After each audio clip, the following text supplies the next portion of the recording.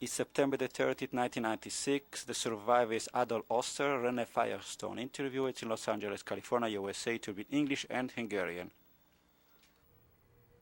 It is September 30th, 1996. My name is Renee Firestone. I have the privilege interviewing Adolf Oster in Los Angeles, in the United States, and we will speak English and Hungarian. Good afternoon, Mr. Oster. Thank you for inviting us to your living room. Would you please start by telling us your name, spell it for me, and tell me where were you born and when? My name is Adolf Ostreicher, originally born Rozsvigovo in Czechoslovakia, Karpaten, close to Munkács. When? November 26, 1922. When did you change your name? I changed my name when I became American citizen. To? Here, and Changed it to what? to Oster, O-S-T-E-R, shortly. Mr. Oster, what are your first memories and the most important memories of your childhood? My childhood is a little triste, hogy kell mondani. I was, in the time I was born in the 1922, but I lived with 4 brothers together with my mom because my father left us and went to Argentina in 1930. He went to Argentina because he could make a living in my country, my city where we've been together with my 4 brothers. So this is my story, that I was living with my grandfather. Let's go back for a minute. What happened to your brothers and mother? My father, after 1932, he sent for my mother and for my 2 smaller brothers. And they went to leave Czechoslovakia and went to Argentina. And I was then with my sister when I was approximately about 9 or 10 years. I, with my sister, we left behind because my father didn't have enough money to send us the traveling expenses. So you don't remember, do you remember your father at all? At all, I don't. What do you remember about your mother? My mother, what I remember, she was doing everything what she could, but we come from a very poor family. The whole family was poor. Either if I have my 2 grandfathers, they been before the war, in 1918 probably, they been bureau. This means like more like a, it's not a judge, but like a mayor. And he had enough, let's see, sources, which had houses, and he had, let's see, something more like this, but he didn't have money. We didn't have enough cash money. So I was living with my grandfather, with my sister there in his house, where he has a house, and he had a night locale, a coffee shop, and I used to help him there when I was young. Was this before your mother left? No, after my mother left. But what do you remember of your mother while she was still with you? Not much. That's all what I remember, that she would give her life for us, for me, but she couldn't do nothing because she had to leave. When she left, how old were you? I was about 8 or 9 years old. And you remained with? I remained with my sister. How Till- old was she? She was 2 years older. So she was 11, 12. And who raised you? My grandfather and my grandma. We lived in Rozsvigovo, Czechoslovakia, and this we lived till we went to the concentration camp.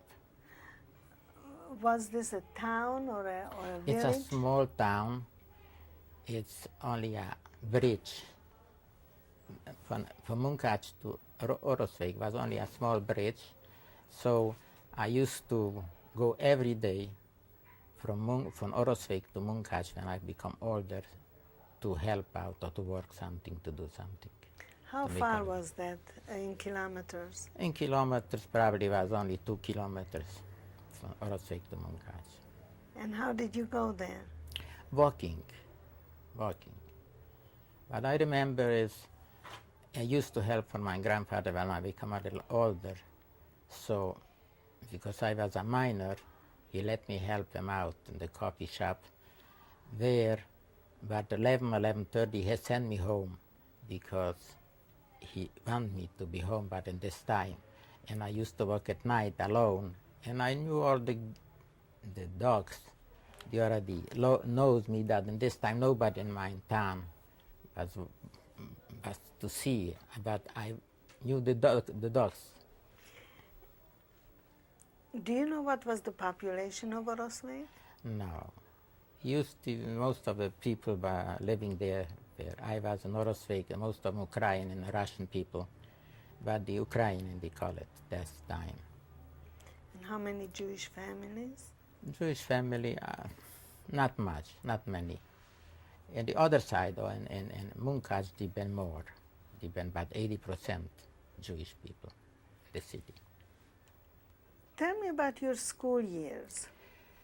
I started school in Czechoslovakia, close where I used to live, in Orosvik, and I was a very good student. I was so a good student that I, from fourth LME, from fourth, how you call LME? Elementary school, I make a test to the first gymnasium, the first high school or something like that. And the next day, or the next few days, they prepare me the papers that I have to bring with me, let's see, papers or books. And the next day I didn't have from who to ask for the money for this. So I went back to my elementary school and I stayed there till I had to go to school, I think 7 years. Then we had 5th, 6th, and 7th. It was one school only. I already knew this, but I was wasting my time there. What do you remember of your grandparents? My grandparents, grandparents is not the same like parents because they're older and they have different things on the mind. So I love my grandfather very much because he raised me with how to respect everybody and how to be clean with everything and say the truth for everybody if something happened. But we have only one thing, but he never told me to say that we are hungry or we don't have enough money, because my grandfather, he was proud and he didn't show for people that he is bankrupt or he doesn't have enough money to make a complete dinner for us. So I suffered there because I didn't have from who to ask for money. But my grandfather has a beard and has a monocle, has a one glass, I don't know how you call it in English, a monocle, and he used to respectable because the people knew him before. And I used to accompany him every time to the coffee shop where I used to help him. And we didn't have too many customers, but once in a while I saw 2 people or 3 people sitting there and we used to sell him a coffee for the people. And this was what I used to help him when I was till when I could find something different thing to do. Was the coffee shop in Orosvik or The coffee shop in the corner, Orosvik, and there in corner, yeah. And your sister? My sister was still studying in the Bulgari. I don't know how it's a high school, but in the Hungarian time. till, like I said, till 1938. What was her name? My name was Debbie. She was skinny, nice girl. We used to, I remember that when they left us, we used to either sleep in one bed, and I was 9 or 10 years old, and then later, because they didn't have enough room for us, later my grandfather take me to his bed, and I used to warm up his bed before he come to bed, because winter is there, a real winter, not like here. Tell me your grandparents' names. My grandparents was Herschel is my grandfather, Herschel, and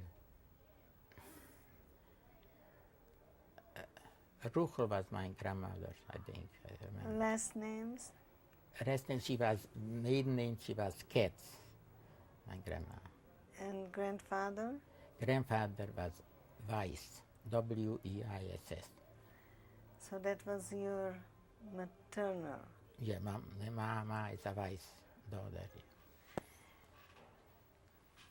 How many brothers and sisters altogether? I had 2 younger brothers and 1 older sister. And the 2 brothers, My, what was their name? the name was Alejandro, Alexander, and the youngest was Isidoro, Itzu, they call him.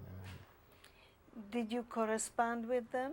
Yeah, they still living in Argentina, and they still write me once in a while, or we have here twice, both brothers here to visit me. I meant when you were still at home as No, a child. when I was young, no, we couldn't get anything from them. No, not either from my parents I received anything, because they've been busy and probably they had a hard time there in Argentina like newcomers. And so I didn't have no news from them, no letters.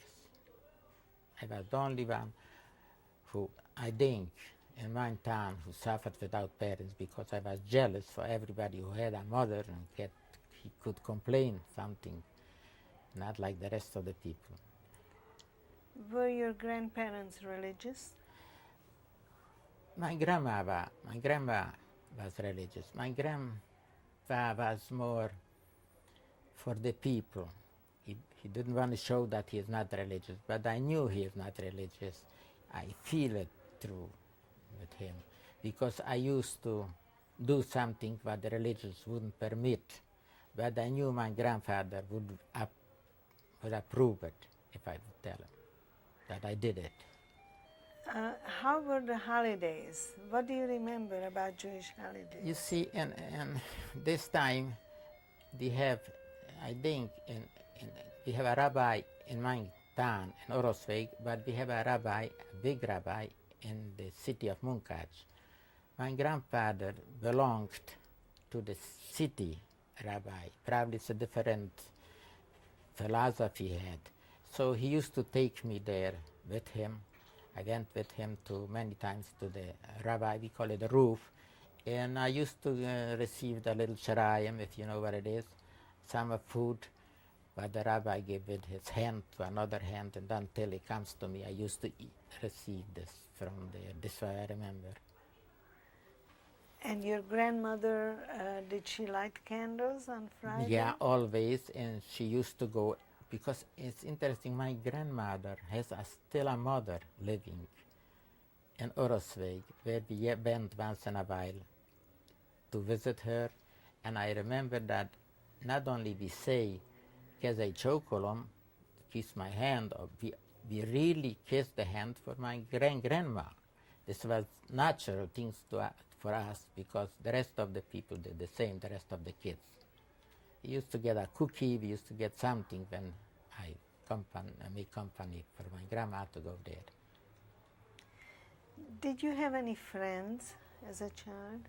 I had a few friends, but like I said, I didn't have too much time for friends. I went to school, and after school, I was helping what I could for my grandpa. Not only helping, I was with so much respect, but that he never had to hit me, or he only with fine words explained to me, or asked me, or an example, we need something. He didn't send me, only said to me that I think we need this. I knew I have to do it without nothing to do it. I used to read his mind, what he wants to tell me. So after you became a little older, you said you helped. Coffee shop, yeah. My grandfather, he used to have the store open probably to 1 or 2 o'clock in the morning. I don't know, because I never was there longer. Till before 12 he let me go home. But he had to close always Friday and Saturday. The coffee shop was closed. But I had a nagybácsi, An uncle? an uncle. He had the same building. He had another coffee shop. It's a shop where somebody can come in like for a sandwich or for a glass of beer. This was open the day, because the coffee shop was, my grandfather's was open only at night, and this was open in the corner. The entrance was open the daytime. But we used to have visitors and people who play the bijar or cards. We used to take pinko paints. We used to take money for this, who rented the table to play, or somebody wants to play some cards playing, and I used to charge for this. And every Friday he has to close it, but he needs the income too. So I was there at like Friday night, but nobody, but they knew about this, the people who would come there, and I was helping him to get the few pennies for this, but we've been serving there. How long have you been doing this? I was doing this till I become, I think, 14 years. By the 14 years, I used to go to helping Corpel, somebody who has a watch repair shop in the city. So then I used to go to him, and he said, why don't I come for steady for every day to work with him?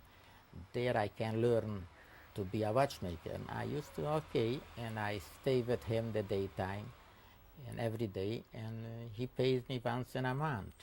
But in Europe, the pay was once a month. We received only pay, not every week like here, once a month. And you see, it's a month is too long, and I had credit. I used to buy myself something, and once a month I was paying my due. This is where I learned my profession. But with the whole thing, this was not enough for me. I used to play accordion in the Chilok House dance school. There we have a dance school, and we had once a week or twice a week dances where I used to play the gypsies in the school. We make an extra few bucks, and many times I used to go to weddings, or I take some, the gypsy, they play very good music, and with the fiddle. We used to make money extra with this, but always was not enough, but somebody needed for living. What did you do with your money? This was not enough, the money was never enough. The money I had to buy myself shoes and food, and that's it. But I was still living in my grandfather's house. But I was busy. Did you help them? Pardon me? Did you help your grandparents? No, they didn't ask for help, but I knew the situation there. I used to once in a while bring for my grandma something without charging it, but because I knew this, she needs that for the kitchen. We had an interesting case that we had a house. We had only 2 rooms, and in this room I was sleeping still with my grandfather when I was already a big guy, and we had the bathroom. We didn't have a bathroom in the house. We had a bathroom out of the house, and you know, I had to do something. Night we have to go out in the winter time and come back. It wasn't wasn't too pleasant. But this is how we lived before. And your sister, how was your relationship with her? My sister was sleeping with my grandma later, and we received some news that this is happened after 38 already. If you wanna, after 38, when the Hungarian invaded us, we received some news from Argentina that my father already thinks one of us, me or my sister, maybe he can send us a ticket to come to Argentina. And this time, by ship was cheaper like by plane. So, and it wasn't a regular ship, it was a ship with tehership, hogy mondják teher? Freight ship. And they come up, you see, and the question was, who first has to go to Argentina, me or my sister? So logically, a girl alone, they voted for her that she will come first. So she left me about 39, when it was 1939, 1940 I think it was, when she left Argentina, when she left Czechoslovakia, Hungarian, this was Hungarian then, and I was only alone already this time. Then I feel it too much. How old were you then? And about 16 years old already, and I was alone already. But I was working, so it wasn't for me so bad, but I was alone. Did you then understand that there is some kind of a political change in Europe? Yeah, I understand something, and I knew and I suffered for it, because when the Hungarians come in, we already suffer more because we've been Jews. We cannot be, I knew that no Jew can serve in the Hungarian army, and they start against the Jews.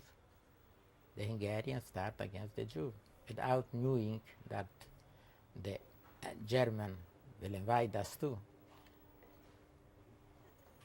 Did you personally experience any anti-Semitism? Yeah.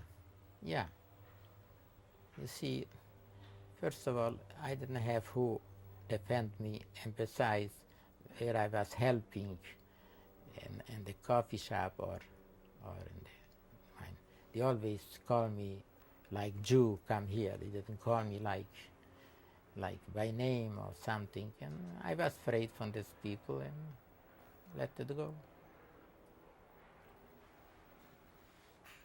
So when did major changes occur in your life?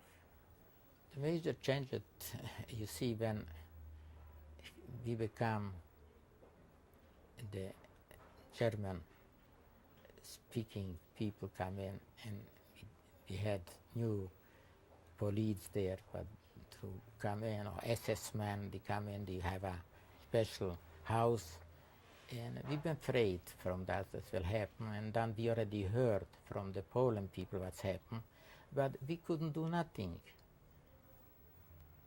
We couldn't do nothing.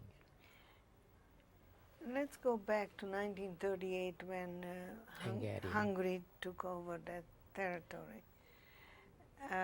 What changed then for you personally? The change was that, first of all, Czechoslovakia was a very democratic country. Not only was a democratic country in Czechoslovakia, I knew the first president, Masaryk, Tomáš Garrigue Masaryk. He used to look like my grandfather, and I feel it like he would be my grandfather too. The Hungarian, they already make the vision. The people, so this is a Hungarian Jew, they already knew what a Jew is, and I didn't experience before so much like in time when Hungarian occupied us. And like later, we had to wear, you see, the Magen David yellow things so everybody would see that we are Jews. And did life change for your grandparents when the Hungarians came in? Much so, yeah, very much so. Because we suffer, only because we've been Jews. We suffer and we couldn't stop this and we couldn't. But what was the change? They changed the people, like they've been afraid to go to the Jew stores or the Jew coffee shop. They start boycotting and they didn't want to help these people, and we suffer about this. And we've been afraid already because we already heard we captured this guy and this guy. He cannot be in the army, and then force him to go to lab to working something, to do something, to catch us and without permission, without nothing. Did you still work as a watchmaker? I was working like a watchmaker the whole time. Not only I worked like a watchmaker because the pay wasn't enough, I used to, like I say, I used to play an accordion, and besides that, I used to teach, like Cosmo Sam, the profession, only if he brings me something to eat too with him. This was my grand thing. I didn't have enough to eat. And besides that, I couldn't tell people that we are poor. And not everybody knew that I was living alone. I didn't have my parents there, and not either my sister. I was alone. After your sister went to Argentina, did you begin to correspond with her? Later, after about 2 years, we start corresponding with her. And then, like I said, the final, this was that, the letter was that they tried to save the money to send me, to bring me out to Argentina. But the time was going by, and when I want to go, they think I could go, they have already the money, didn't want to give me a visa already, they didn't let the Jews out. And I was already kept there, and that's it. I couldn't come before the war out. We have to change the tape, so yeah. We're going to stop for a minute. Anytime, sure.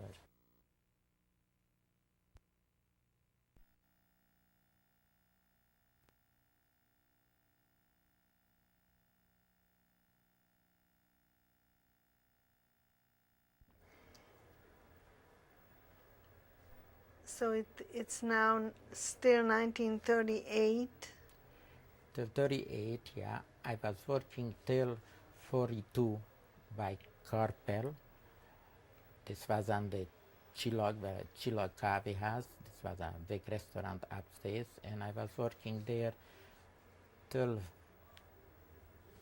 I become a better job in the same city, and I was there about another 2 years. And they already start paying a little bit more, and I was already could maintain myself and have easier. But the political pressure was worse every day. Was Carpel a Jewish firm? My Carpel was a Jewish guy, yeah. Do you remember during this period of time any refugees from any other countries coming to your town?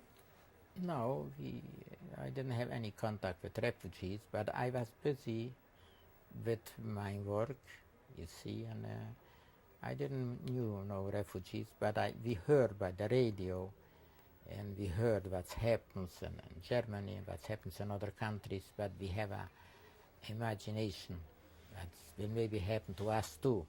But nobody, especially the Jew, they think only God will help, that God will help us. Maybe. And it didn't come to this. So when was it when things really changed? It really changed when they take the older people, either by the Hungarian, to force to go to the deportation into forced work. They take the older people, like somebody was 22, they take him to the Tabor, Munka Tabor. They had to work hard, not like Hungarian military, but only work for them for nothing. But not my age, the older age. I was living still there till 44. Then we had to get an order from the higher people that all the Jews has to go out and has to come to the Teglajar, there to a big place. They had a big thing drawing that they will send us to a camp where we will work there. And I thought maybe for me it wouldn't so bad because I had a profession. And I thought maybe because I am a watchmaker, maybe I can go earlier and easier. So I went there to the Teglajar, how you call it, Teglajar? Brick factory. Brick factory. It was in Pottering, far. And there I was there. I saw my grandparents there, and I saw my girlfriend there. I used to help them with this. I remember that once they had a toothpaste. They used to open the toothpaste in the bag and take out the toothpaste and put in money. We thought maybe money will help us later, but it wasn't the case. Before you went to the brick factory, did you have any restrictions, any laws, any restrictions for the Jews? Sure, we couldn't go out any time. We couldn't go out by a certain time only. And we were restricted, and we suffered a lot of them. I didn't suffer so much like my grandparents. Many times my grandpa couldn't open the shop, the coffee shop, because he was afraid already, and we had the most time we had to have it closed. You were saying something about a star. We had to wear a star, a yellow star, a Magen David star, and so the people would know who is a Jew and who is not a Jew. Do you remember when you first put that star on and you went out? No, I cannot remember. Everything was bad. The nature of the people is that they want to forget. They don't want to believe it. It's what happened to us. Yeah. So you were in the Teglajar and you found your grandparents there? My grandparents there, and I had my girlfriend there. A lot of people that I knew. But I really didn't know how much. My friends, they've been older probably with a year, and they've been working somewhere in the camp, take them to camp to work. And maybe they've been lucky because some of them are here too. And they've been in the Munkatabor, you see, not in the concentration camp. What did you do in the brick factory? Nothing. We didn't work there. We only waiting for to move us, to take us to another camp. Or I didn't know where we will take us, but we knew already the transport. They have always people sending somewhere, and we didn't have possibilities to go out because we've been like in a camp where nobody can go out. It's only one SS man was watching the camp, and we've been there. Nobody was risking to go out because he would get killed. How did you feed yourselves? Where did you live? In the camp, we've been only there in the Teglajar. We've been only there for 1 week, probably, when I was there. And they moved us. Then we had to go to the railroad. We've been, but stick like the animals, and we transport us for a day and a night, I think, and we arrived to Auschwitz. And did you know where was Auschwitz? I never heard of Auschwitz. I never knew what Auschwitz is, but in Auschwitz, then I really realized it. I was very afraid that this is the end. This is incredible, and nobody will believe it. But they divide us, men, young men, old men, young kids, other girls, other older women. I didn't believe it, not either with the animals could a person believe this. And I was lucky that I was young, and I was between the strongest people, but the assorted. This was happened there when I arrived. And we saw, but later we knew that's a crematorium, we saw this. How, We saw. yeah, I'm sorry. How were you transported to Auschwitz? By wagons, big wagons. We call it wagon local. It's like animals. Maybe worse, because for animals we get more space. We had less space. Do you remember the journey? No. I remember I was there and day and night, a day and a night we went on this train. When you arrived to Auschwitz, you said that they were separating. Separate us, yeah. Were you still with your grandparents at that time? No. Not either in the wagon we been separated before, because they call us out always, try to get men in a different wagon, the woman different wagon, the youngest or the oldest. This is how I was already alone there. And I didn't know nobody in the camp when I arrived. Were you frightened? Very frightened. What did you think is going to happen? I was so frightened. I thought probably that the assort us, the youngest, maybe they will let us in a different place to send or to take us somewhere. And I was frightened that they make this differential people. They make the older people separate and the young people separate. So there, and one night, I was crying myself, what's happened, why we should do this, we could escape from this. And this was very somaru, how you call it? Sad. Very sad. I was very sad of this. I don't know how I revived this, the first picture in Auschwitz. So describe the first night in Auschwitz. Yeah. Like I say, I was very unhappy for this, and I was sad, and I didn't know what to do.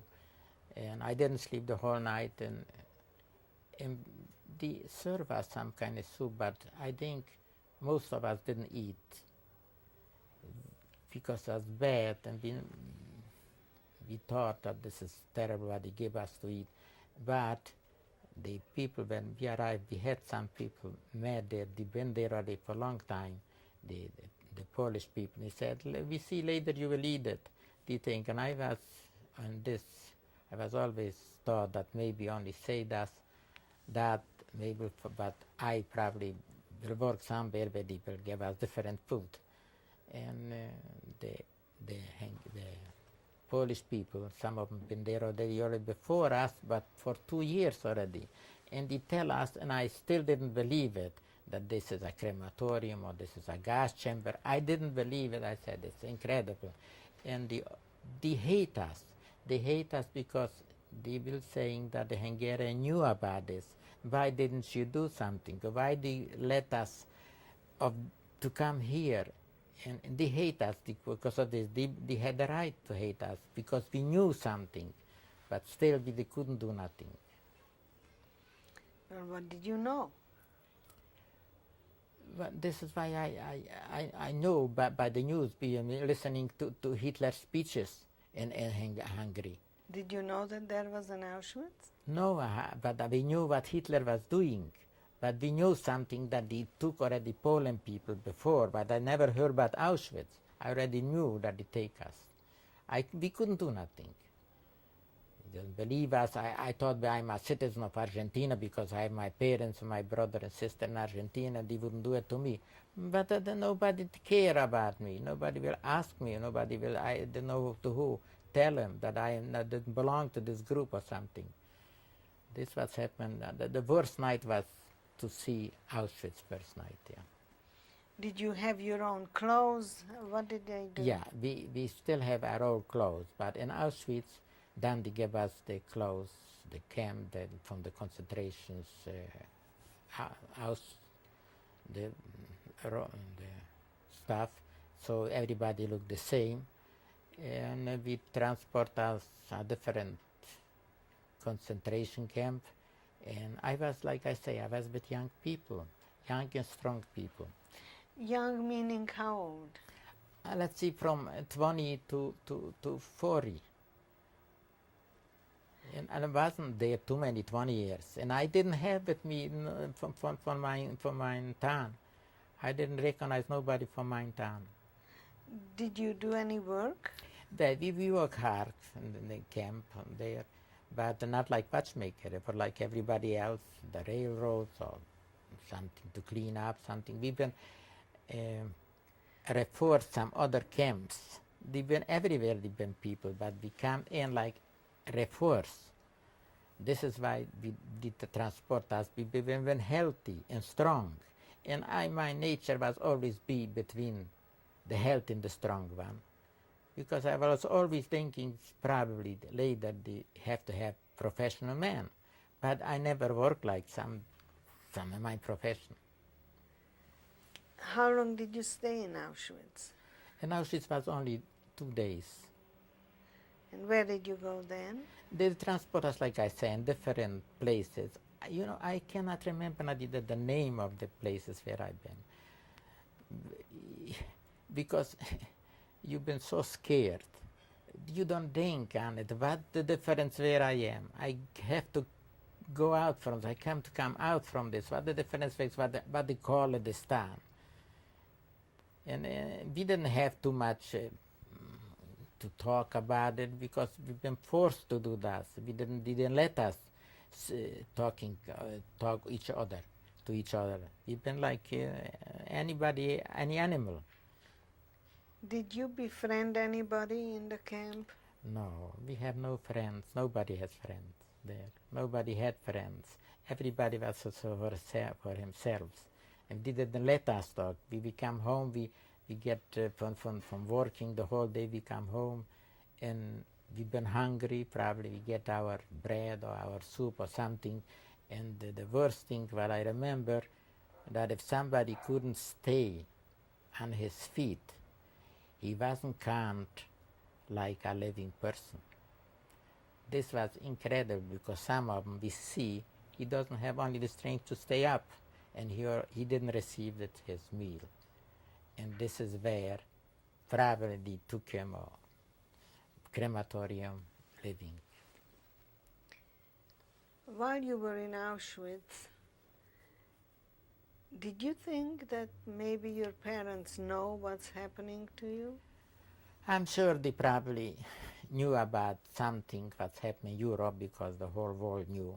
But the main problem was Argentina in the time when we were in the war, in the concentration camp, Argentina helped the Germans. Argentina was a dictatorship, and Argentina had a lot of meat, and Argentina probably didn't tell the truth for the world. So I, in hope of that, maybe my parents didn't know, maybe thought that maybe it's only a propaganda, or they cover it up. So I was in this thinking probably they would know, and finally. And this is why I went to the worst place for me was Pfingsteichen. I don't know either where it is and where is the map of Pfingsteichen. Not either a lot of Germans don't know where Pfingsteichen is. In Pfingsteichen, I was working and I get an infection on my leg. We have wooden shoes. I wasn't used to wooden shoes.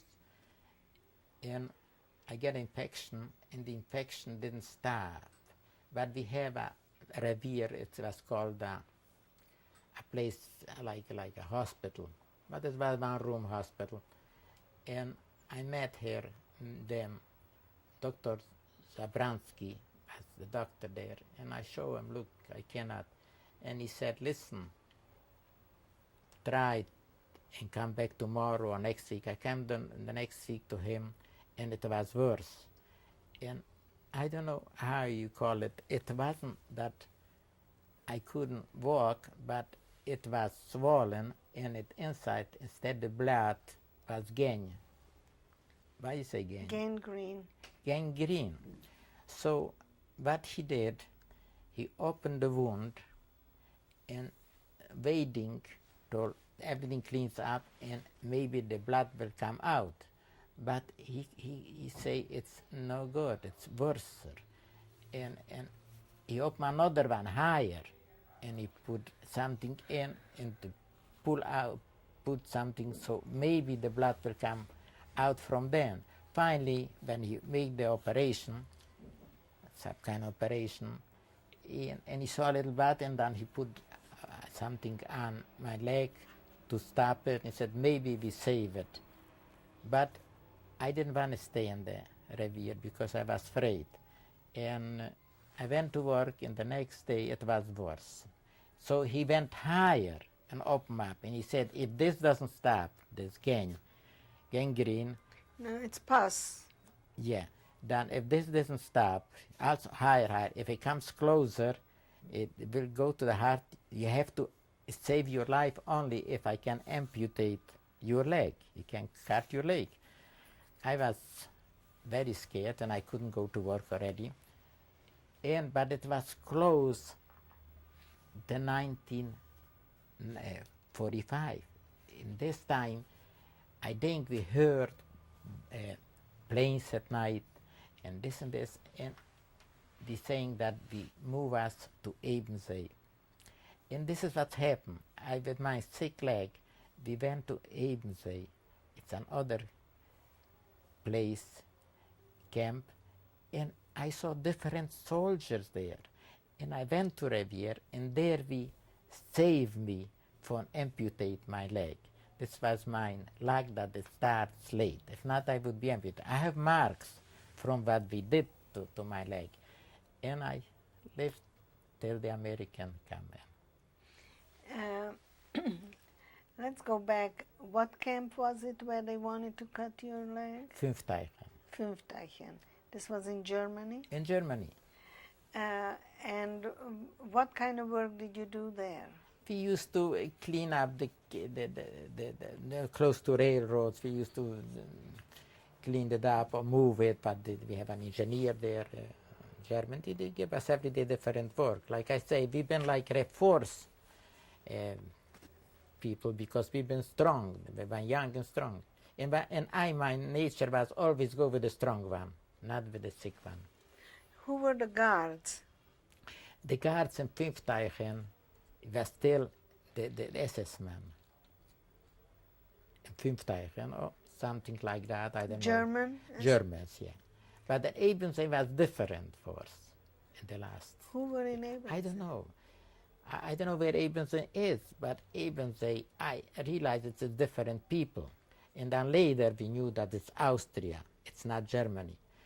And Ebensee, we were still in the camp, and every Sunday when we've been off, we didn't work Sundays, and we heard about it that the war comes to an end. So I was more encouraged not to be sick and hold till we've been free. Let's go back to Auschwitz for a minute, okay? Did you know what was going on in Auschwitz? No, I was very scared in Auschwitz. Very scared. I didn't know what's going on. I only heard from the people from Poland, and they tell us. What did they tell? But they tell us what everything has happened, and what we heard is true.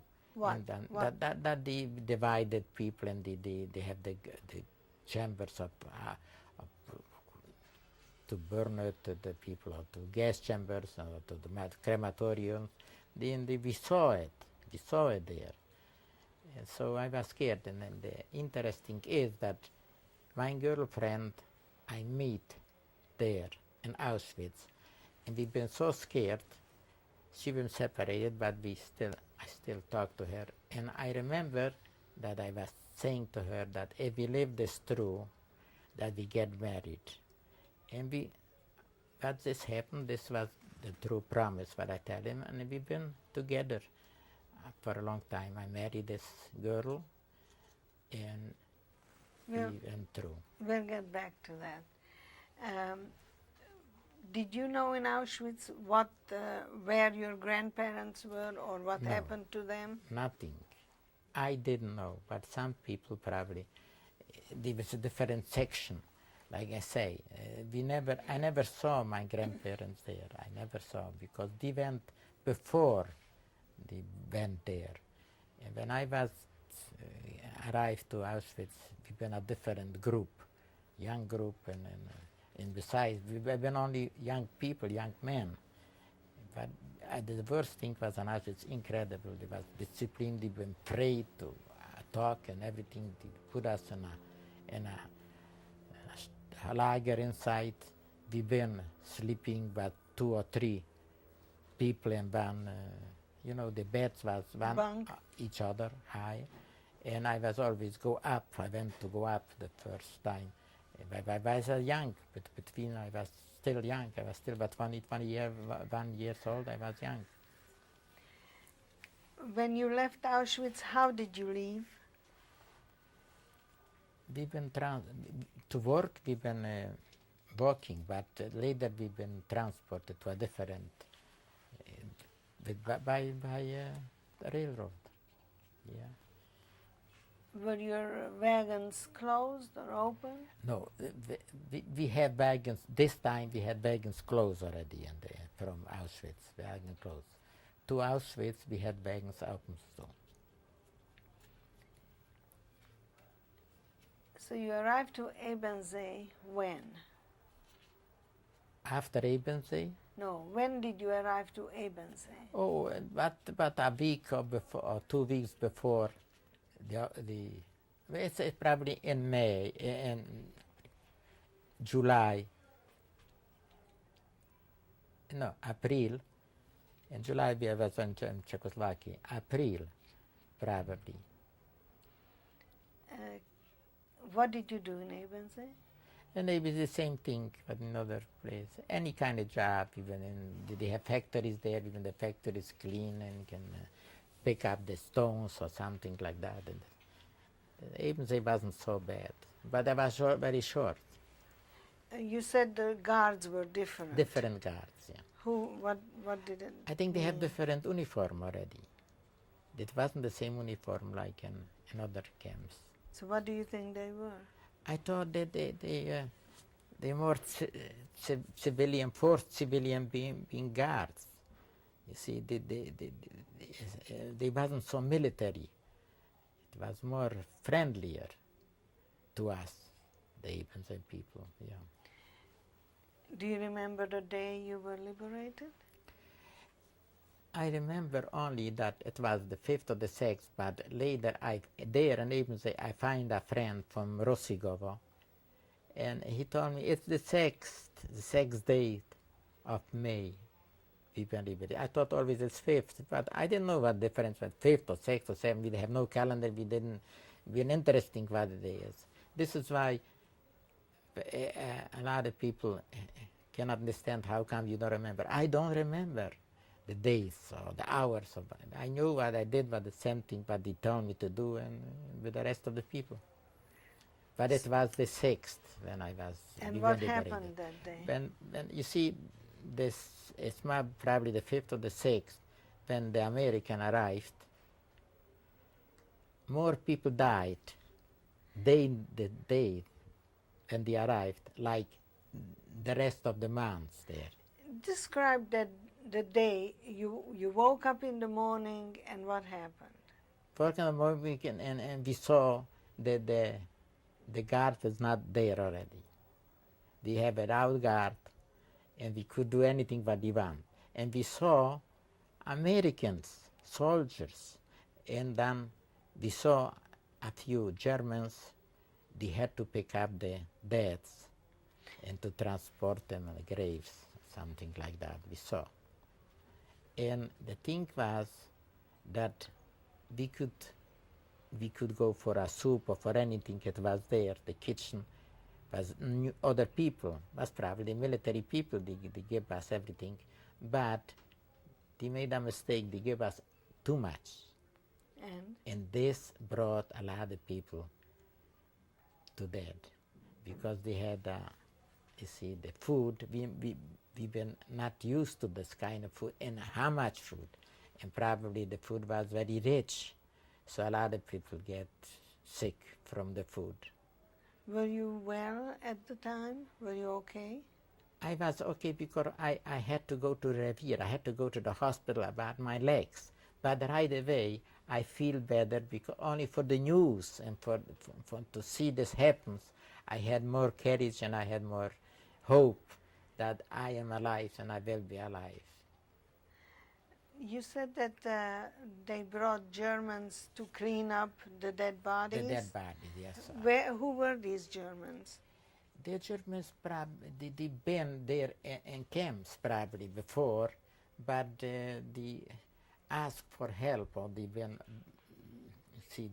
instructed to do these cleanups because we have a lot of dead people. We had to clean it up and we've been sick, a lot of them been sick, and they had to pick up these people and to put in the graves. But who ordered them to do that? Probably the higher military officials. Did anybody harm these Germans? No, because the Germans, they probably been citizens from this place and they knew about this, but the real who was afraid because he was a German or was doing a lot, he wasn't there already. He already escaped or something. We have new people, you see new people working, but they've been Germans or Austrians, I don't know. They help to clean up the camps. And none of the prisoners wanted to harm them? Like I said, there are different people been there. But they were Germans. Yeah, Germans, but not the same Germans. Yeah, we have, not only that, we've been happy that they didn't harm us because we didn't believe it, that we are already free. We didn't believe it. Did you meet any American soldier personally? Yeah, I meet him, sure, I meet a few. And we couldn't speak, but a lot of them speak Jewish. A lot of Jewish people been there, and we communicate and they tell us that everything will be okay, and if you want to stay there or you want to stay longer in the hospital, you can stay. And I have to go because probably somebody is still alive, and I have to go back to Czechoslovakia to see my relatives or somebody is alive. We're going to change tapes again. Okay?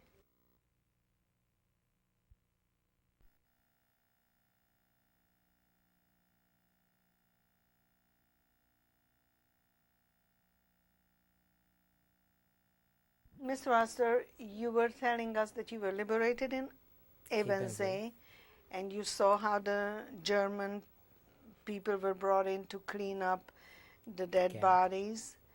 How long did you remain in the camp after liberation? I was there approximately a few days only, 5 days, 6 days.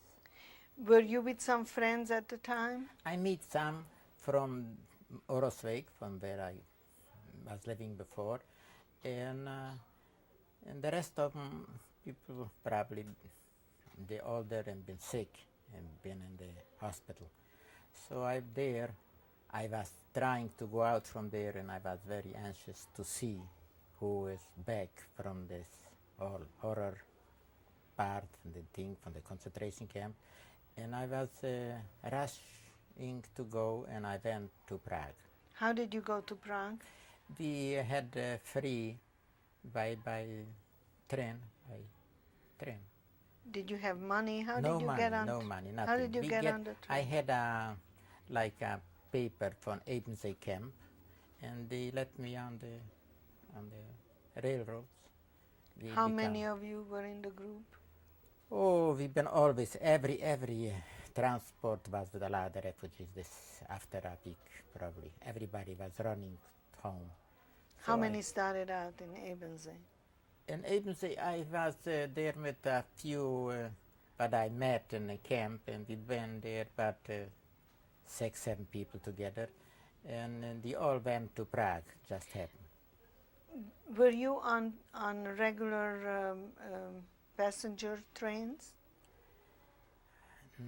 It was regular passenger trains, yeah, but we've been so packed that a lot of people on the train took on the up. Did the civilian people who traveled with you, did they ask you questions? Did they know who you were? Probably they asked, but I didn't have what to tell them. I didn't want to say bad about the Germans, nothing. But I was anxious to arrive to Prague to see, because I was living in Prague after one time. Why didn't you want to say anything bad about the German people? I wasn't sure that it's true what I feel, my feeling. I thought maybe something, or I was still didn't believe it for myself that I am alive. So, and I knew that I am a citizen of Czechoslovakia because where we've been living before was belonging to Czechoslovakia. And I was anxious to go back to Munkac, to Orosvej, to see who is still alive. So we arrived to Prague, and in Prague I find a few people who will be already been in the military, the Hungarian military, and not like military, but like labor camps. And they helped me out. They gave me some money if I needed, because they have a lot of money. But the money wasn't worth a lot, because you have to have, besides the money, you have to have some kind of coupons to buy something. So I had the money, and then I start looking for a job, and I get the coupons from Where was this, in Prague? Prague? Yeah. And I take from Prague the train and to Budapest, and from Budapest I went to Orosvej. How long did you stay in Prague? In Prague I stayed first only a few weeks, till I met a few people who let me sleep there with them. And Where did you sleep? in Prague, Smeralova 11. I met there my wife's brother. He was zahraniční voják. He had the privileges. Zahraniční voják, this is a military outside. Foreign leagues. Foreign leagues, yeah. He had privilege, special privileges. He let me be there, and I stayed there about a week, and then I left to Munkac. Munkac, we have to go walking to Orosvej. Did you stay in Budapest? I didn't stay in Budapest. I only changed the railroad. And when you arrived to Orosvej? I arrived to Orosvej, I saw my grandfather's house where I used to live. I was in tears, and I was waiting there for a few days. I meet there a few new people, and they tell me who was living there, and they let me in if I want to stay, but I didn't want a part of the whole thing. I was there, after a time I realized that I'm only one who come back, because my grandfather wasn't young, not either mine. And so my grandma, nobody is back, but I find my aunt. I find my aunt who had the coffee shop, and she was waiting too for somebody, and she said, no, it's no way to stay here, we have to go. And she went from there to Israel, because she had some relatives there, and I went back to Prague. Where did you meet your wife, who you promised you're going to marry? I meet her when I come back. She was already with his brother, who was the military. He had the privileges. He has an apartment. He let us stay there, and then there I meet, and I find her, and I promised her, like I said, I promised that we get married, and eventually we got married there. In Prague, the court and everything. But this was after I married her in religions, in Jewish religions, a rabbi, where I was invited only like a guest to take part, in Homoto, to take part. Some relative of hers got married, so we've been invited, me with my girlfriend at the time, and So after the war, you see the weddings, it's not like normally they didn't have enough food, no nothing, but we had a rabbi. And there, her sister was there too. My wife's sister, she said, if we are here, why don't you make the wedding here for this couple too? And I agree with her, and we get married there, and then we went to Prague and make It's it somebody officially. else's wedding? And somebody else's wedding. It wasn't planned, it was nothing like that, but we've been together for many years. So when you went to Prague, you were already married? I was already married in Jewish law. And there I was married by the courts. He gave us the paper and we got married. We stayed by her brother in Prague, in Smeralova 1 as the address, where automatically we had to accept, and because we've been in Czechoslovakia, have the Czechoslovakian school, and I accept the citizenship. They gave us the citizenship. And like with the citizenship, I had privileges to go and to do what I want to because they recognized that I was in the camp and was suffering, so they gave us a chance to go for a job that I would like to do. I was looking for a job, but the trouble was it wasn't easy for me because I didn't know Prague so much. It was a newcomer. I was the first time there, and I didn't run it responsibly. So I went to a factory, Heinz factory for watches. I went there. They gave me right away the job. The thing is, the communist was there in power in Czechoslovakia. So you have to work so many hours, and you have to produce so much. And I was in my job too fast, and I could do the job that they gave me for 1 day. I used to make it in a half a day. This is a different things that the rest of them been working or only do everything slowly because they wouldn't get more paid. Either if they get more paid, the money wasn't object. The money, everybody had money, only to get the coupons. So I stayed there about 6 months, and after 6 months I left this job and I went to Chomutov because her brother, like, he had a privilege to receive a whole coffee shop hotel, and I went with my wife there to Chomutov. There I was playing accordion like I used to play before, and orchestra, so we make more money like a musician in the coffee shop, and I was living there with my wife about a year. And then later we had a problem with things that I couldn't get some news from Argentina. I was asking people who had some connection or some, I don't know who did the whole thing, did they make it in the paper, and to look for relatives who is alive, we've been registered.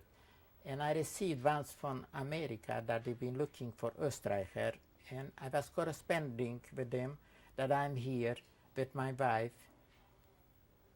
But it was a little strange that they asked me, how about the kids?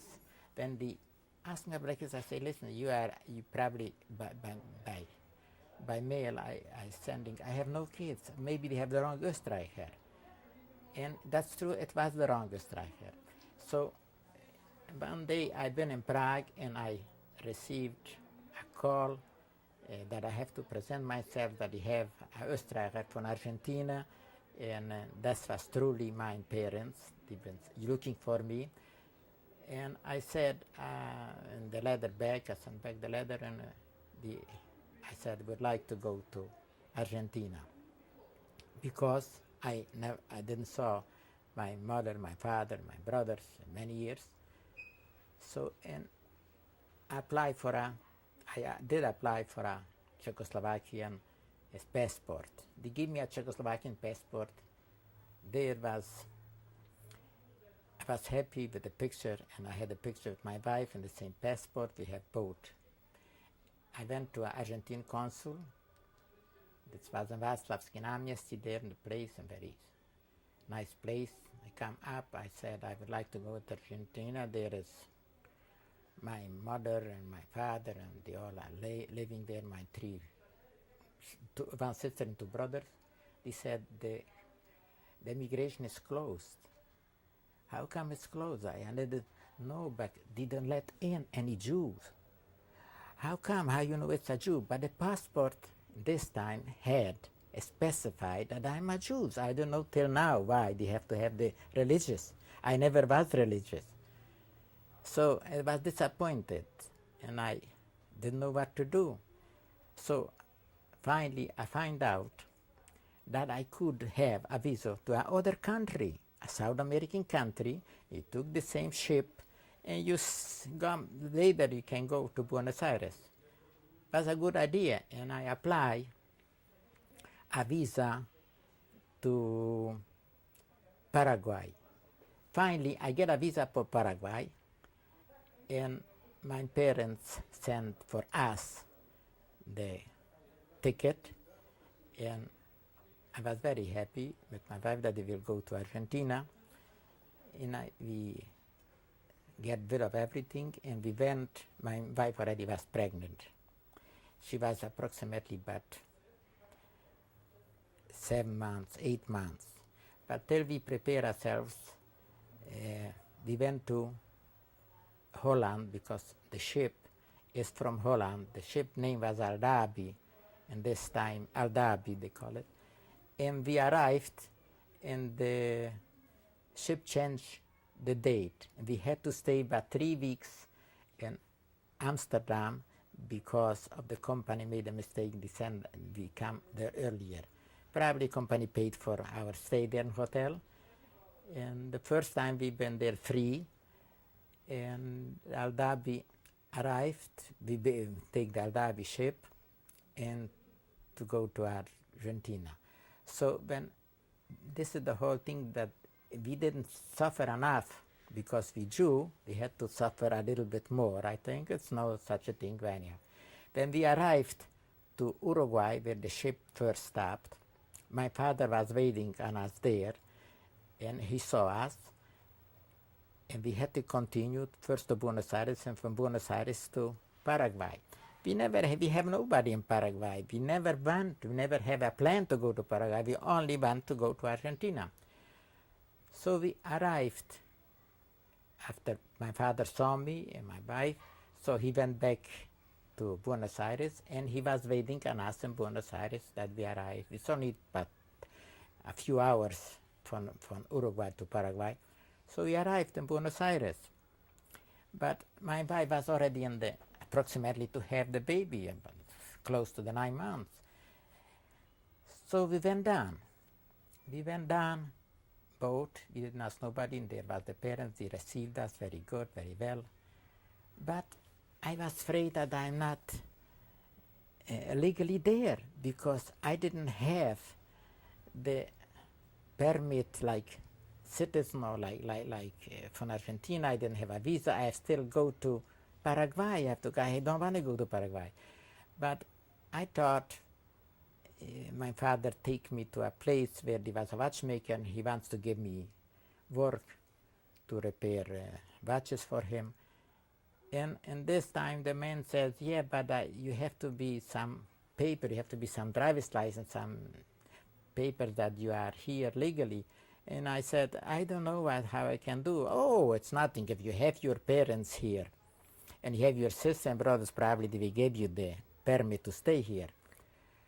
So my wife stayed home, and my cousin take me to immigration hotel. This was the worst thing that I did.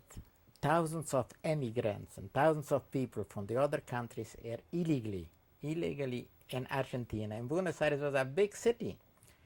And me only goes to the immigration hotel and ask for permit to stay. They automatically take away my passport and put me in immigration hotel for a month. I was there like in jail. You can't go out. For luckily, my wife didn't come, and I was there alone. But they come to visit me once in a while. I was on the 3rd floor, and we talk through only because we have to raise our voice that I'm here, it's everything okay. But this month was a long month. How I come out from this, it's very interesting.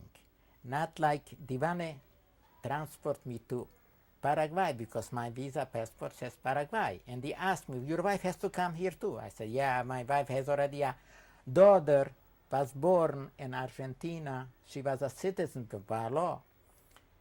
That because I saw my daughter first time through the third floor only. Didn't let me out. It's not a jail, but it's still, you have to be there, you have to sleep there, you have to, everything there. So I couldn't, my parents couldn't do nothing against this. They didn't know what to do with me. How can, I have to go to Paraguay, let him go to Paraguay and he comes in again. I said, I don't want to go to Paraguay, try to do something. So my parents then meet Dr. Kaminsky. Dr. Kaminsky is a doctor, a famous doctor for eczema. Eczema is something somebody has around it. And this time was Perón was the president, the time Perón. Didn't had contact with Perón, but they could get, because Kaminsky was a Polish famous doctor, but he was the doctor for Perón, and Perón had eczema problem. So they went there and asked them, Kaminsky, and tell him the truth, that our son is here, his wife is here, she has a baby here, I'm her mother, they is his father, and he have here three sisters, a sister and two brothers. How come they can not give him a permit to stay here? So one day, I received a call from downstairs that I have to come to the office. I come to the office and they let me out. The order of Perón gave the order to let this guy out. This is what I have to pay because I'm a Jew still. So they let me out, and I was already legally because of order of Perón. I start working. First I went to my sister had a house there, and they give me a room for me and my daughter and my wife. And I start working first at home, where I had to work at night because in the daytime I had to deliver my job and bring new. When it's open, the store when it was open, I worked for many watchmakers, I do homework, and I deliver it in the daytime.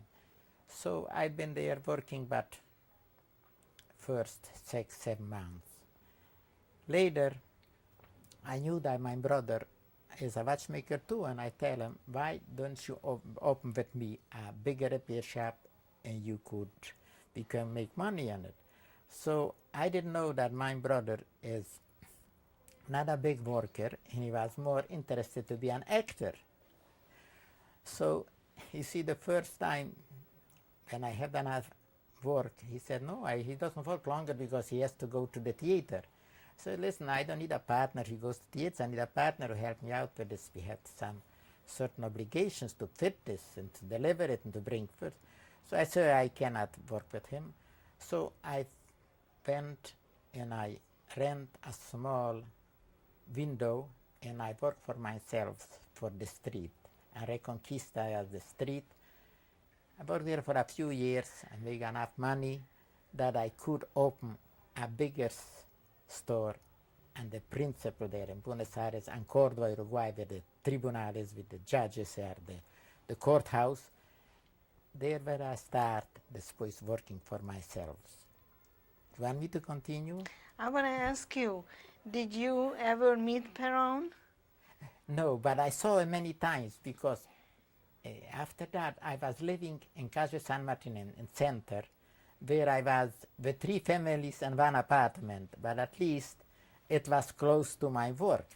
And Perón has in the same street, he has once a month or twice a month, he have his speeches for his party.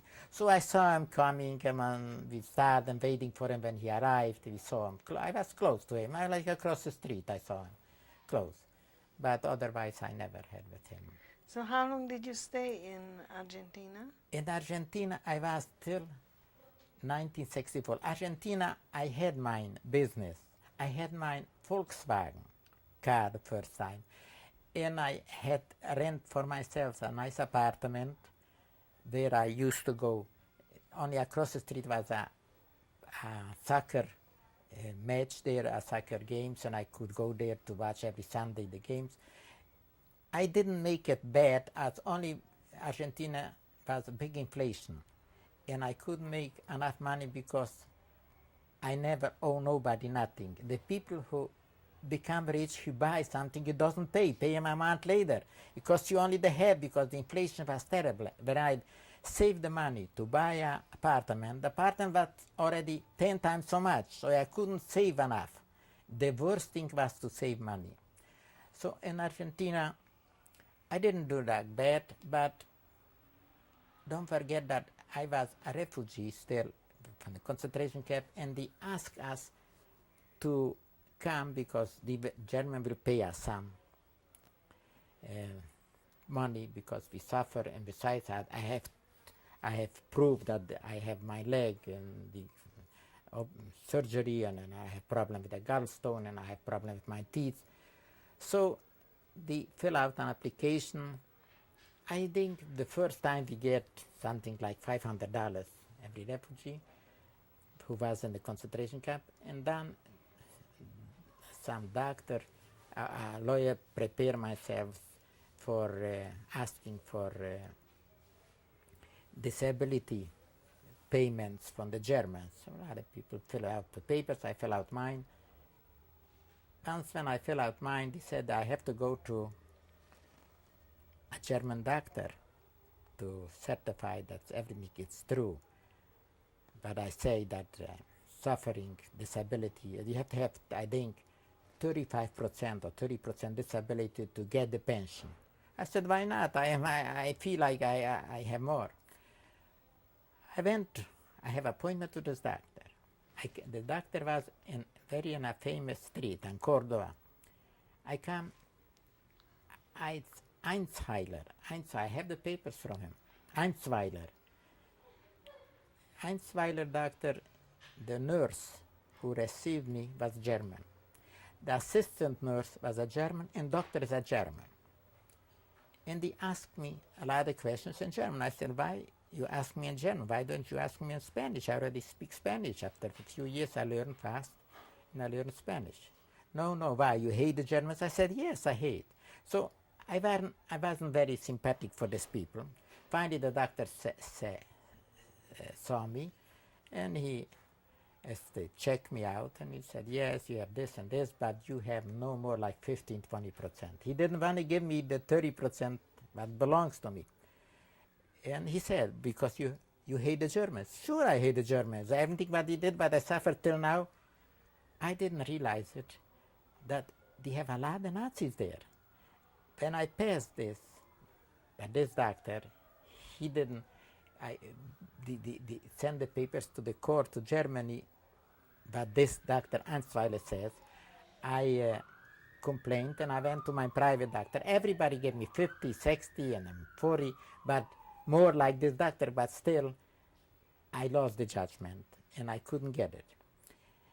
But I start seeing the politics start the same way, like in my hometown where I was born. I feel that a lot of Germans are there, and this time, if you probably knew about, there was Eichmann, they catch Eichmann there, and Mengele was in Paraguay, something, but a lot of Nazis been there. The Nazis don't need any visa to Argentina, and they come and go, anybody except the Jews, and except me because I had my parents there. And so I didn't like it too much, but I feel that they start the hating the Jews there too. And one day I was teaching my daughter to drive the car. The first accident, but I had a neighbor who knew me. I know him for many years there. Even before I said, what the heck you teach him? Why don't you go to Israel? I said, what's happened? The same thing happens in my country from where I come before. And then I saw every day more and more hatred to the Jew. In my time where I was there, a lot of the Jews emigrate to Israel because they already knew could happen there in Argentina too. The thing is, I apply for a visa to America. I didn't know the law, that is the American law. I went to the consul and I filled out the application and I want to emigrate to Israel. To America. To America. Once they arrived, two people from the embassy, I don't know who it was, FBI or I don't know who you see, they asked me, listen, could you tell us why do you want to go to America? You have your business, you have your car, you have your everything, your family here. Why you want to go to America? I said, listen, I suffer too much because I'm a Jew. I think still America would be better for me because I had my friends here, cousins here in America. I said, I would like to emigrate to Israel after I fill out the application. You know, they asked me if I'm a spy. I said, I am no spy. So why the heck you want to go there? They take out a picture. Then I had a picture with a Czechoslovakian who was working in the embassy. And he showed it to me. I said, how about this man? Who is this? This is my customer. He works at the embassy. I bought by him a car because I bought by them a car, a Skoda car. I had another problem with some old car anyway. But I said, this is my customers because then I had already Omega Agency and a nice store, only watches. We said we had an employee también who repaired them, and they realized that that's everything true. So this is how I was surprised that they asked me this, and I was happy that in short time they called me that I have the permit to go to Israel because the law to America because the American law, I was not Argentinian. Either if I had Argentinian too, but they knew that from Czechoslovakia I was, by law, I'm a Czechoslovakian citizen. And right away I was surprised that I can go to America. Were you ever planning to go to Israel? No, I never was planning because Israel was a new country and I knew it's hard. For me it wasn't so bad in Argentina. We're going to stop for a minute.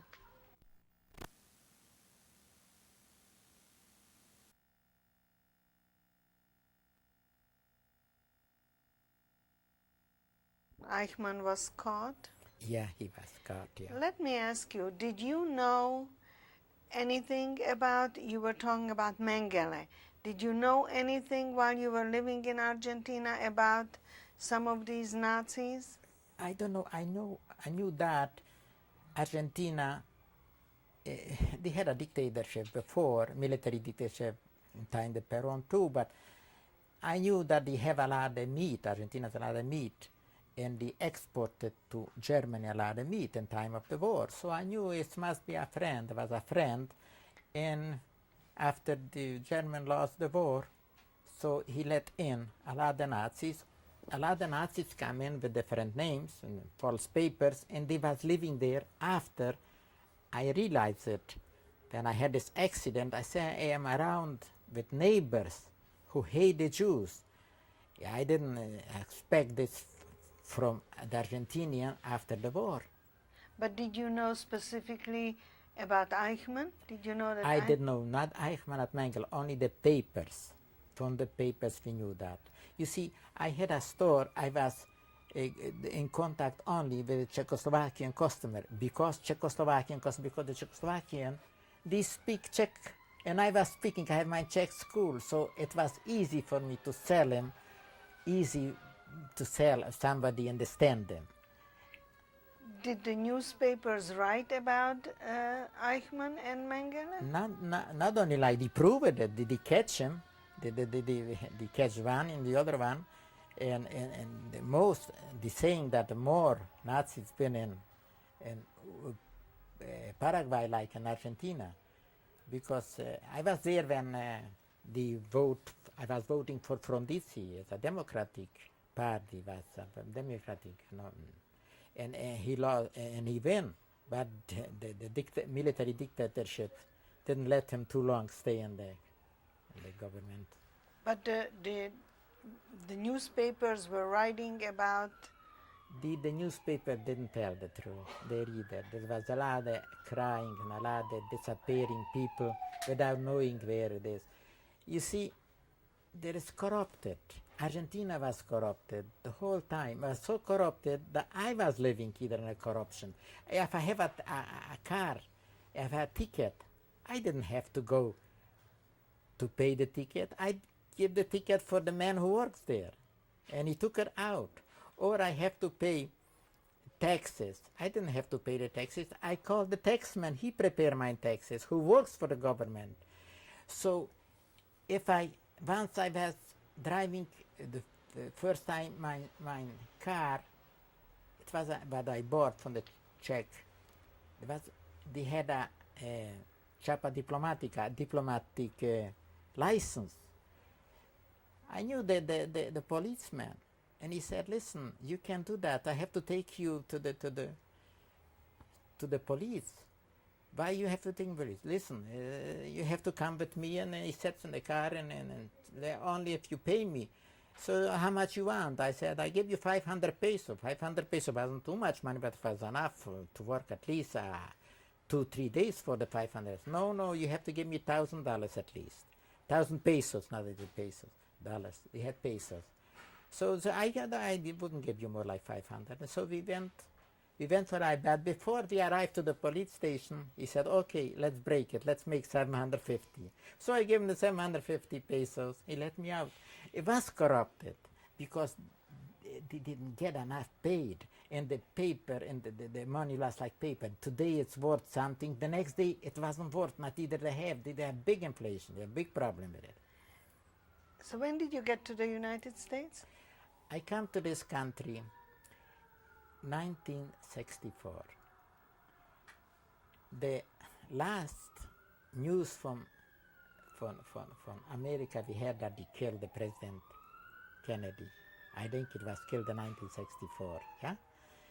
And I always think, how can somebody kill a president? And we've been in Germany, we've been in Hungary, there was dictatorship.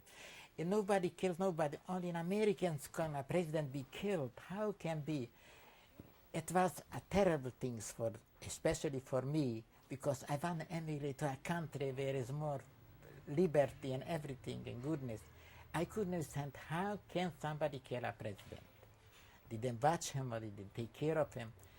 So in '64 I arrived to New York. A cousin of mine, Sam Katz, you see, he sent me to Argentina an affidavit.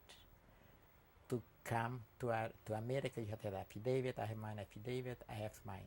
We have to go to doctor to check us out and everything, and then we wouldn't go for help from the American government. He guaranteed us everything.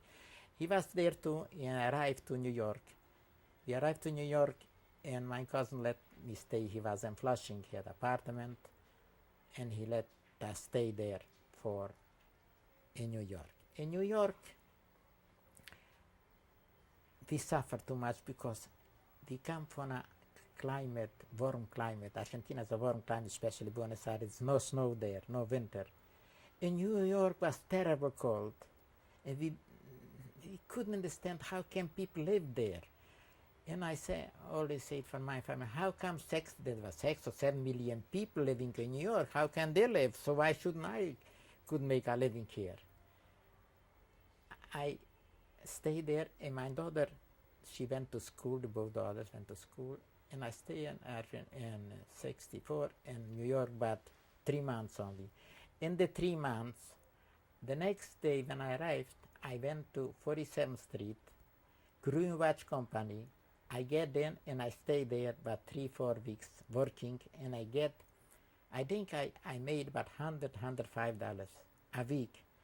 It was more than $105 a week, like employee, like Argentina, who has her own business, could make this in a month. So big was the difference that somebody employee can so much money make. But my family suffered because the cold weather, and didn't want to stay here there. They said, let's go somewhere where it's more nicer climate. I said, listen, if you don't like it here, we can go back, because I always can go to Argentina. But before we going back, we will go through to California, because there I had here a lot of friends too from my country, from Czechoslovakia, and we come to Los Angeles. We come to Los Angeles, it was a different world, the same like in Argentina, nice weather, warm weather, especially here it's whole year nice weather. So they like it, and I rent here an apartment.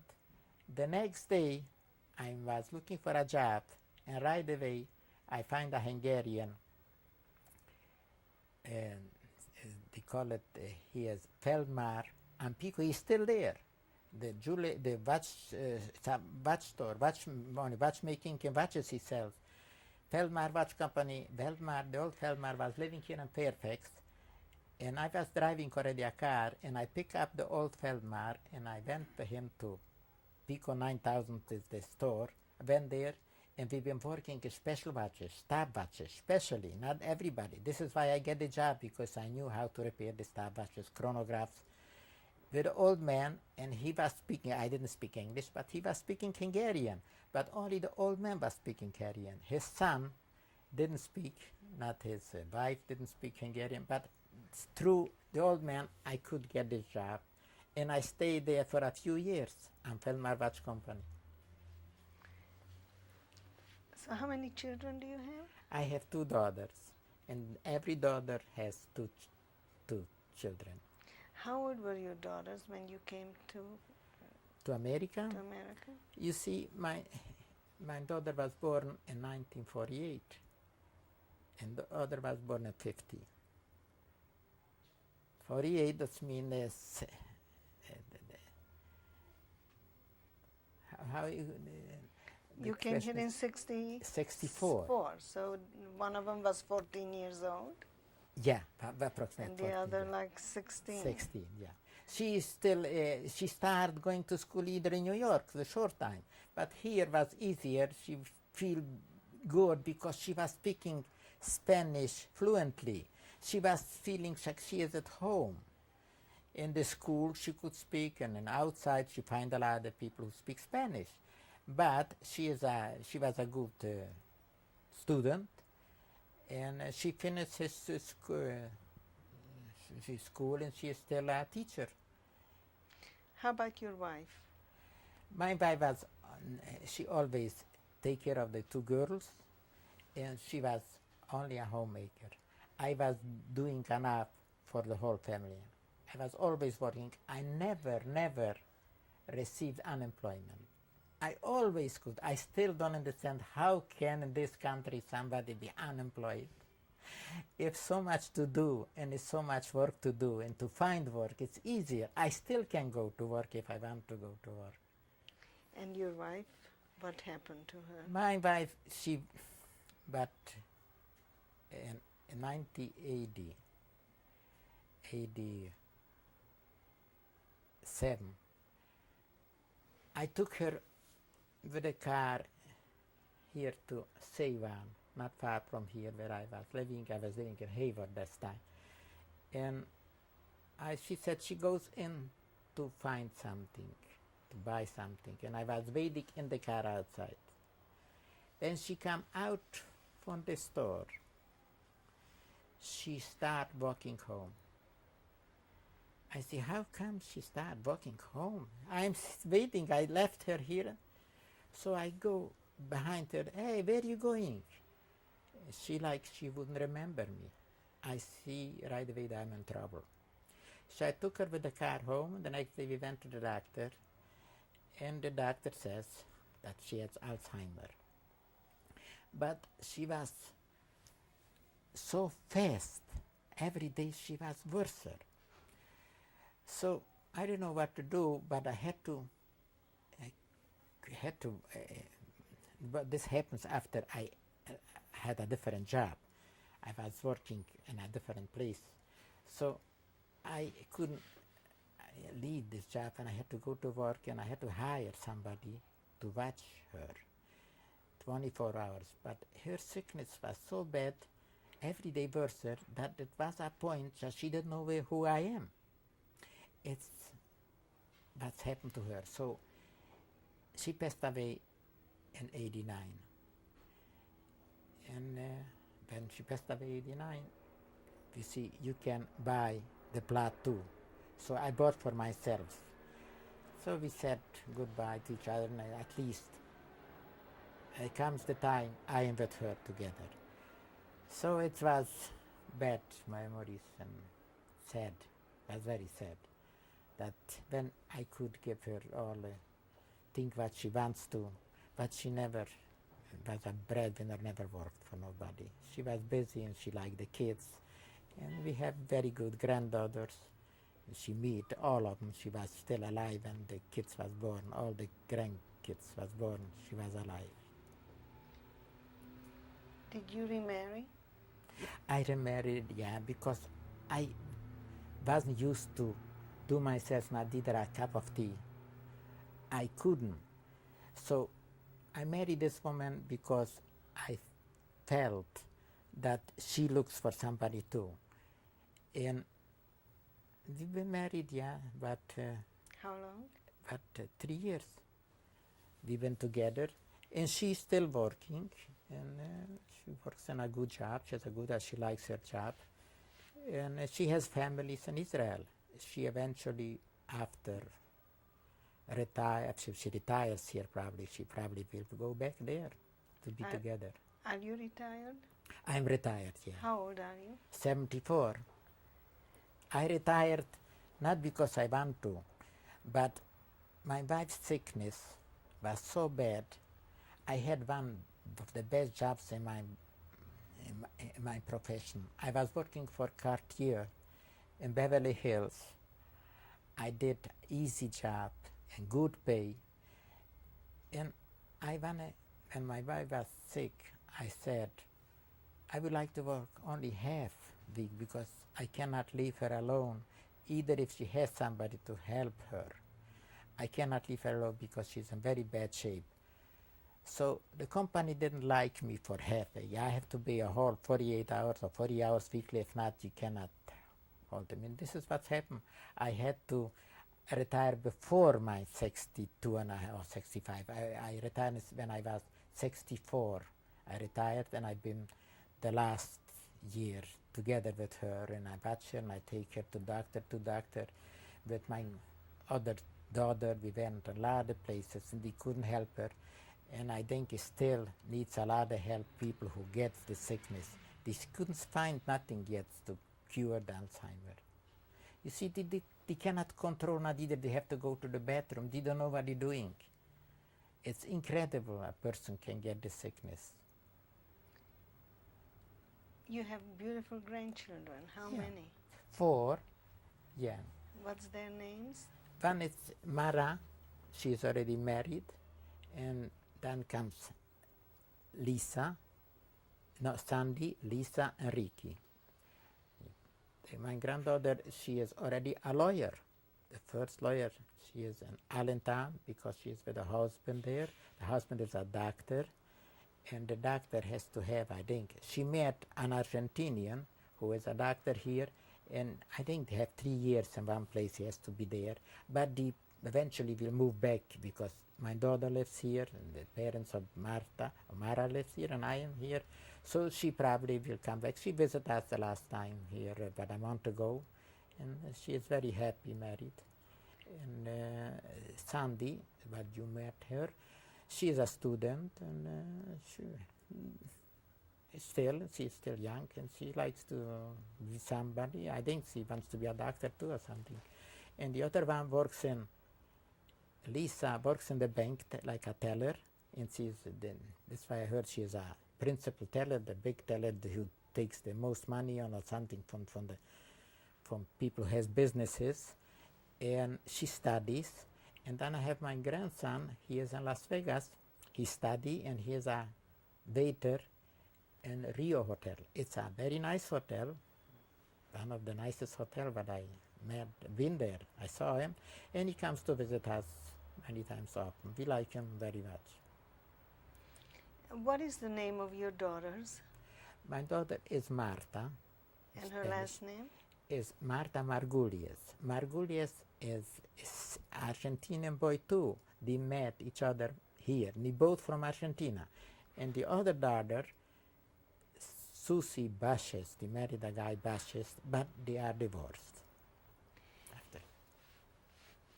What is it you would like to leave as a legacy to your grandchildren?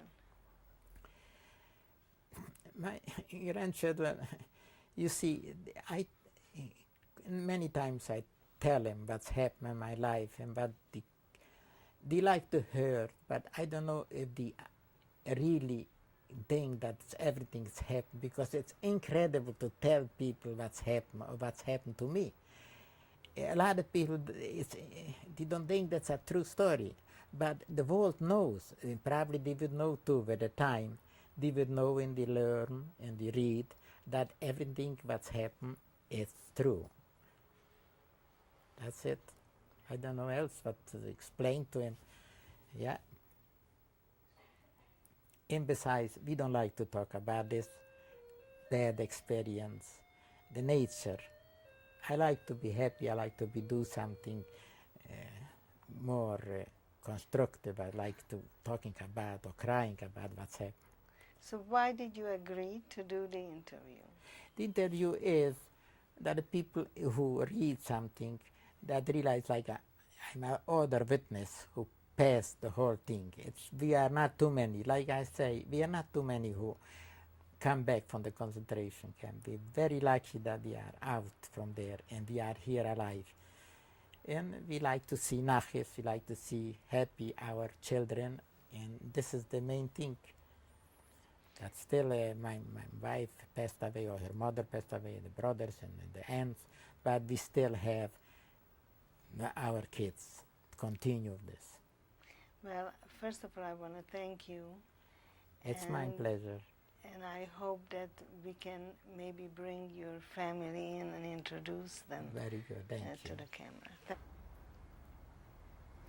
Mr. Oster, would you introduce your family to us? Gladly. This is my oldest daughter, Marta. This is my second daughter, Susie, and this is my granddaughter, Sandy. Where were your daughters born? Both have been born in Argentina and Buenos Aires. Martha, when you became a teenager, did you know about your parents being survivors? Yes, I was. Yes, I did know. What did you know? Very little. Most of the time they didn't want to speak about it. And the little things that I got here and there, I could see that were very painful for them to remember. So most of the time I could hear stories, and when there were stories, mainly they spoke either in Hungarian or in Yiddish. So maybe I could understand, but not very well. Did you have any friends who were children of survivors?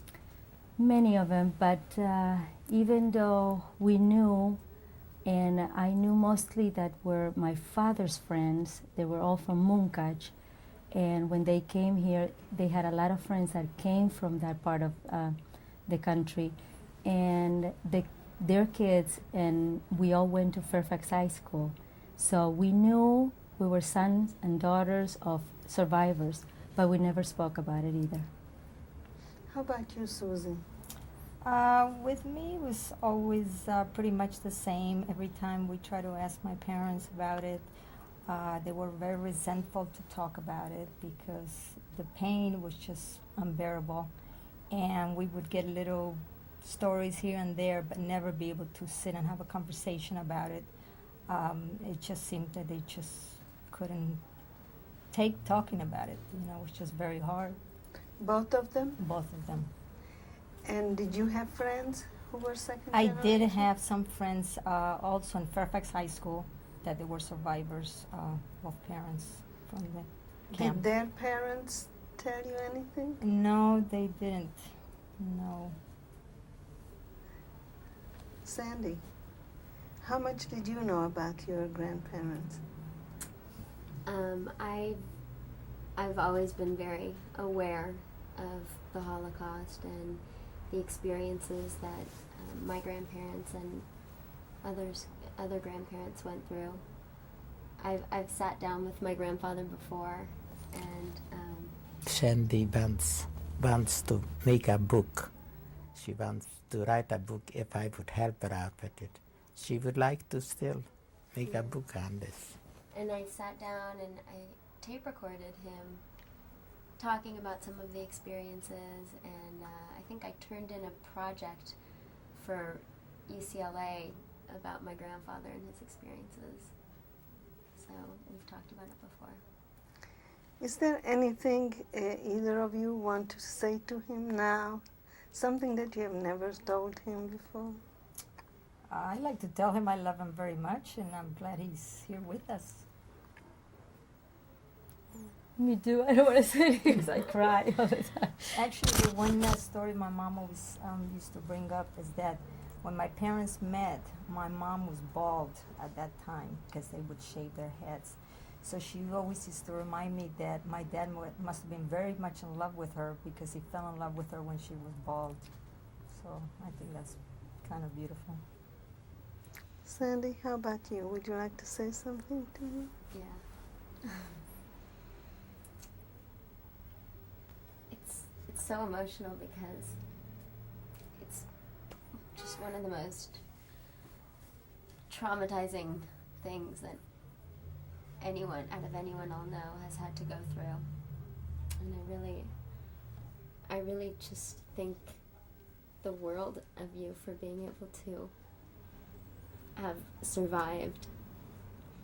And I know that everybody in this family loves you so much because you're such a strong person because of it. And we've all learned how to be survivors through you. Mr. Astor, is there anything I didn't ask you that you would like to say now, either to your children or to future generations? You see, I was a very strong father. I never tell people that I was too strong. I was not let my kids do what they want to do. I never forget that my daughter was once invited to a birthday party, and I went with my wife, with her, to take her to the party. I had a small Volkswagen. On the way, I only ask you, where is the party, the address, and who is? And she tells, it's this and this. It was a guy's party. I turn around and I bring her home. I didn't let her go to a party, boys' party. So different. I was this way raised, that not to go on bad ways. That's true story. And this is why this telling you, didn't let me do what I want to. She had to be home at time, or she couldn't go where she was. Not today's world, it's a different world. But I was living and I was raised, and I knew what I have to do without telling me. I respect my people before, and I was expecting my kids will respect me. Are you holding it against him? No. She says that I should give her more free. More freedom. That's what I wanted, more freedom. I was a good person, I was a good girl. But both of them, they made me scared of everything. They were so afraid of letting go of me. I couldn't go to sleep at other people's homes. Even it was his sister. And no, you don't go, you stay home. You better that I cry, better that you cry than I cry. That was he used to say the same thing. So I wasn't allowed to do anything. And in Buenos Aires, the kids go out at 11, 12 o'clock at night and don't come home until 6 o'clock in the morning. I was made to come home at 12. So that was it. So all my life was like this. But I was very happy. I met a wonderful, wonderful man, and I'm happily married for 29 years, and I'm just thrilled to have two wonderful daughters, so it's okay. Just one other question. Did you know your grandparents? Yes. Yeah. And you- Only from his side, not from my mother's side, of course. The ones in Argentina. Yes. What happened to them? What happened to your parents? To my parents? No. What happened To to my them? parents, they died in Argentina. When? They What passed year? away. I had it down there in 62 62 and 82. and 82. My father died, he was young. He had liver cancer. And my mother died high pressure, Yeah, high blood pressure. Yeah. Well, you are a wonderful family, and I am very grateful for all of you to come and speak to us. Thank you very much. Thank you very much. Thank you. Yeah, this picture is a picture of my wife when she was 10 years old in 1933 approximately. The next to her is her sister Sidi. That's the from the oldest left, sister, on the from- left-hand From side. the left. And then the next is her aunt, and his name was Moriko. And the guy there is adopted brother for her because they've been but 10 children in the family and they still adopt one more. And it was It was 1933 where? this was in Munkaj. Thank you. This picture is taken in 1946 when Chomutov, where I was working with an orchestra. There was with me a gypsy with who I play, and the rest of is the customers. Which one is your? I am with the accordion because I was playing the accordion at the time, On the right-hand side. the right hand side. Yeah. Thank you. This picture is from right to left. Is a friend of ours. I forgot his name, and then I'm there with my wife after the war. The names? Is my wife was Ergi, and after that is the guy in military. He is Jigo. He is a friend of ours too. And your name? My name is Bumi. Was Bumi? They call me. And it was done where? But this was done in Prague, What year? 1945. Thank you. Neveket. This picture is my wife with me. My wife is Ergi, and my name was Adolf Ostreicher, and it was made in Prague in 1946. Your wife's maiden name? My Velber. Thank you. Velber. This is my current wife, Mimi, and she was with me already about 3 years. Together we are very happy. Your name? My name is Adolf Oster here. And her maiden name? Her maiden name is Bengo, Mimi Bengo, and she is from Israel. And the picture was taken? The picture was taken about 2 years ago, Where? or 3 years ago after marrying her. I Here, married her about here 3 in years Los ago. Angeles? This is here in Los Angeles in the party. Thank you. Yeah. Did it